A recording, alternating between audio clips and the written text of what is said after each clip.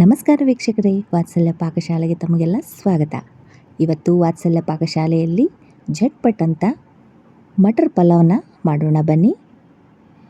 ಇಲ್ಲಿ ನಾನು 2 ಗ್ಲಾಸ್ನಷ್ಟು ಬಾಸ್ಮತಿ ರೈಸ್ನ ತಗೊಂಡಿದ್ದೀನಿ.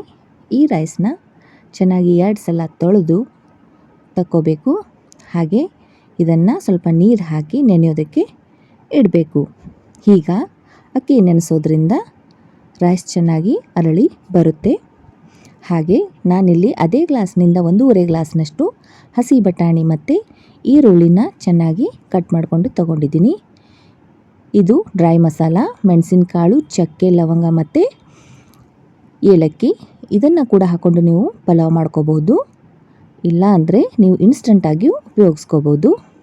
ನಾನಿಲ್ಲಿ ಕುಕ್ಕರ್ಗೆ ಸ್ವಲ್ಪ ಎಣ್ಣೆ ಹಾಗೂ ತುಪ್ಪನ ಹಾಕ್ಕೊಂಡು ಜೀರಿಗೆನ ಹಾಕಿ ಹೆಚ್ಚಿಟ್ಕೊಂಡಿರೋ ಈರುಳ್ಳಿನ ಹಾಕಿ ಚೆನ್ನಾಗಿ ಫ್ರೈ ಮಾಡಿಕೊಂಡು ನಂತರ ನಾವು ತೊಳೆದಿಟ್ಕೊಂಡಿರೋ ಬಾಸ್ಮತಿ ರೈಸನ್ನ ಇದಕ್ಕೆ ಸೇರಿಸಿ ಬಟಾಣಿ ಕಾಳನ್ನು ಸೇರಿಸಿ ಚೆನ್ನಾಗಿ ಫ್ರೈ ಮಾಡ್ಕೊತಾ ಇದ್ದೀನಿ. ಹಾಗೆ ಇಲ್ಲಿ ರುಚಿಗೆ ತಕ್ಕಷ್ಟು ಉಪ್ಪು, ಸ್ವಲ್ಪ ಸಕ್ಕರೆನ ಸೇರಿಸ್ಕೊಳ್ತಾ ಇದ್ದೀನಿ. ನಾನಿಲ್ಲಿ ಇನ್ಸ್ಟಂಟಾಗಿ ಪಲಾವ್ ಮಸಾಲನ ಹಾಕ್ತಾಯಿದ್ದೀನಿ. ಹಾಗೆ ಖಾರಕ್ಕೆ ಒಂದು ಹಸಿ ಮೆಣಸಿನ್ಕಾಯಿನ ಹಾಕ್ತಾಯಿದ್ದೀನಿ. ನಿಮಗೆ ಎಷ್ಟು ಖಾರ ಬೇಕೋ ಅಷ್ಟು ಹಸಿಮೆಣಸಿನ್ಕಾಯಿನ ಹಾಕ್ಕೋಬೋದು. ನಾನಿಲ್ಲಿ 3 ಗ್ಲಾಸ್ ನೀರನ್ನು ಮಾತ್ರ ಹಾಕ್ತಾಯಿದ್ದೀನಿ.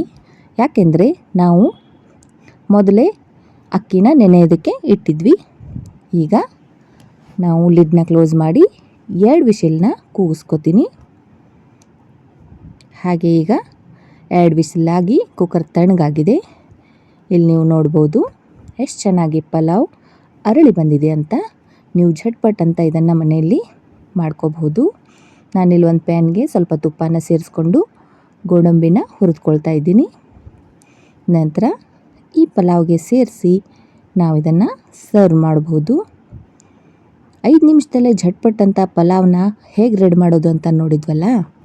ಇದನ್ನು ನೀವು ಮನೆಯಲ್ಲಿ ಒಮ್ಮೆ ಟ್ರೈ ಮಾಡಿ, ಟೇಸ್ಟ್ ಮಾಡಿ, ಹಾಗೆ ನನಗೆ ಕಮೆಂಟ್ನ ಮೂಲಕ ಹೇಗಿದೆ ಅಂತ ತಿಳಿಸಿ. ನನ್ನ ಚಾನಲ್ನ ಸಬ್ಸ್ಕ್ರೈಬ್ ಮಾಡಿ, ಶೇರ್ ಮಾಡಿ ಮತ್ತು ಲೈಕ್ ಮಾಡಿ.